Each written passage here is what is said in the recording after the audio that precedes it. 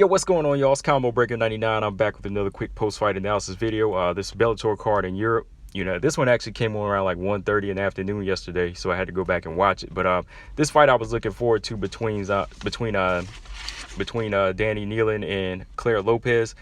This was a pretty good fight, man. It was really like the definition of what Danni Neilan is about as far as her consistency and her chin, man. Like, she's just going there and put the pressure on you and kind of break you down. Like, if you try to fight at her pace and you're not used to it, it's going to wear on you. And that's what happened to Claire Lopez. Like, I think Claire Lopez, she won the first round. She started off strong. She was landing some very powerful right hands on Danni Neilan, but Danni Neilan, she was just a lot more consistent with her pressure. And like I said, she showed a good chin.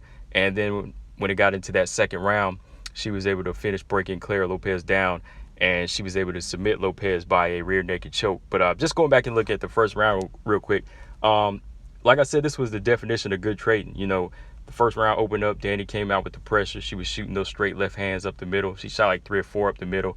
They didn't do too much damage on Claire, so Claire was in the pocket trading as well, and she landed some good right hands. Like, when I saw her landing these big right hands and she was kind of moving Danni Neilan, I was like, eventually Danni might get knocked out. But she was showing that chin. She was taking these shots. And Claire landed a big one and knocked Danni down. But Danni got back up and she went right back in the pocket. So it was really some good give and take action. So it was a pretty close round.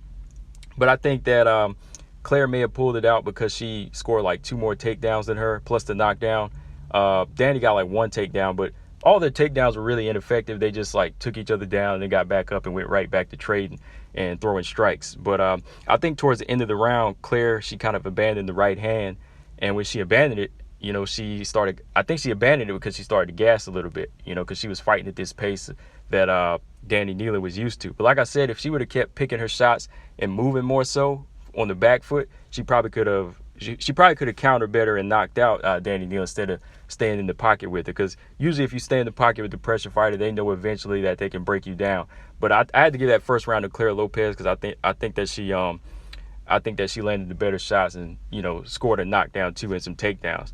But the second round, Danni, she came in at the same pace once again, landing those straight left hands in the pocket. Claire, she started bleeding from the nose, and like I said, she looked like she was really starting to gas out here.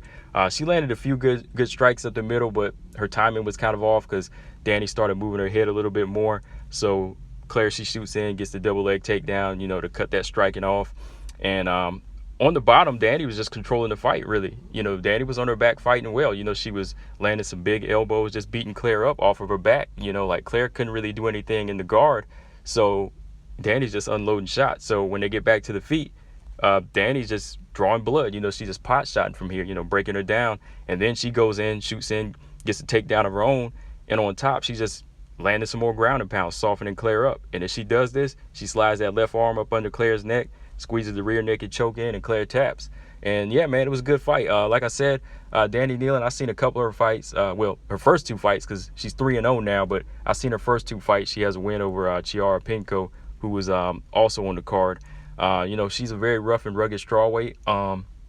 Like I said, this is that type of fast pressure pace that if you're not used to, the opponent opposite to you, they're just going to continue to chip away at you. If you try to fight at that pace, they know eventually that they're going to get to you, and that's what she was able to do in the first round. Against Claire Lopez. But yeah, overall it was a good fight. Definitely go back and check it out. If you're into the women's strawweight division, and if you want to see more from the women's strawweight division in Bellator, it's on the YouTube channel for Bellator. If you just go to their channel, they posted the prelims up there. But yeah, man, it was a good fight. Just go back and check it out. It was entertaining, and so was the next fight that I'm going to do a quick post-fight analysis video on. Combo Breaker 99. I'm out. Subscribe. Peace.